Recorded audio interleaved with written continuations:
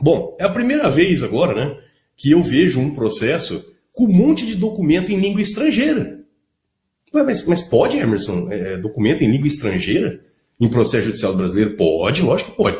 Pode, desde que haja tradução juramentada. Então, aqui nós temos o primeiro ponto ali, que é a violação clara e precisa do artigo 192 do Código de Processo Civil, que diz que todos os atos e termos do processo é obrigatório o uso da língua portuguesa.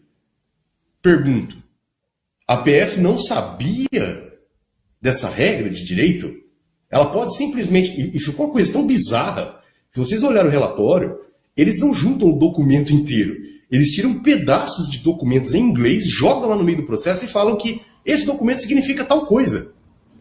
Tá, mas pode isso? Não pode, né? O artigo 192 está lá. Parece que a Polícia Federal não sabe fazer o seu trabalho básico, né, de respeitar o comando jurídico, que toda a documentação, os atos e termos devem ser em língua portuguesa. Então, começa por ali o show de horrores. Além dessa questão da tradução juramentada, é uma questão bem interessante em relação aos recortes que foram juntados ali.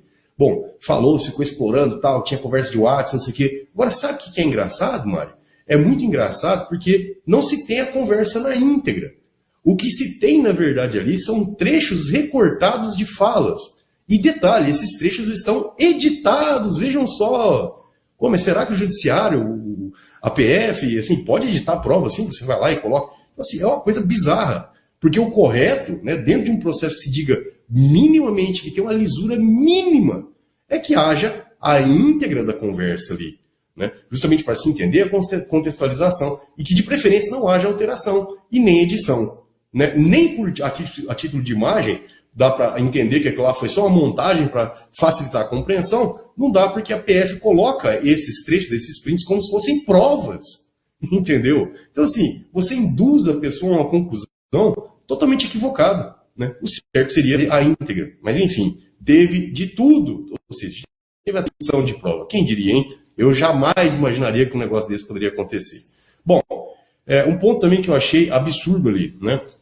No depoimento do Cid, ele, inclusive, e foi reconhecido isso na conclusão, inclusive, desse relatório pela Polícia Federal.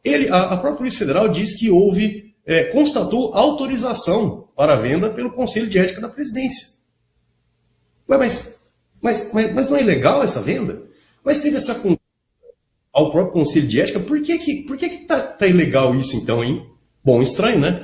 Bom, até porque todos os casos do TCU eram totalmente diferentes, como se decidia até 2016. Né? Lembrando a situação para vocês, o TCU até então entendia o seguinte, até antes de 2016, eles aplicavam lá o inciso 2, se não me engano, do artigo 3º do decreto 4344 de 2002, que dizia o seguinte, que os documentos bibliográficos e museológicos recebidos em cerimônias de troca de presença nas audiências com o chefe de Estado, de governo, ocasião das visitas oficiais, viagens de Estado ou do presidente da República ao exterior, ou quando as visitas oficiais ou viagens de Estado, de chefe de Estado e governo estrangeiro do Brasil, não compreendem o acervo.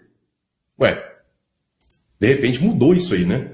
E foi bem interessante, porque nessa decisão em que foi analisado isso aí, até então era meramente um ato administrativo, né, que devia responder exatamente à forma lá do artigo 3º da lei, né, que regulamenta essa questão, que é o artigo 3º diz o seguinte, que os acervos documentais privados dos presidentes da República que integram o patrimônio cultural brasileiro são declarados de interesse público para os fins de aplicação do parágrafo 1º, artigos 216 da Constituição Federal, são sujeitos às seguintes restrições. Em caso de venda, a União terá direito à preferência e não poderão ser alienados para o exterior. Bom, então seria meramente um ato administrativo, uma violação administrativa, que houve a recomposição. Jamais uma situação criminal. Mas a esquerda, obviamente, quer explorar isso como se tivesse tido um desvio de verba pública, como se tivesse tido desvios de bens da União.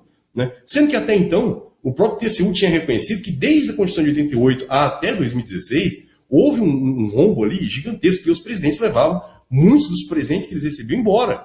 Né?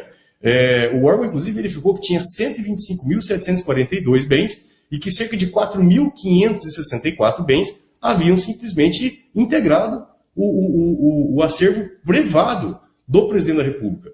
Então, até então podia, né? Não tinha problema.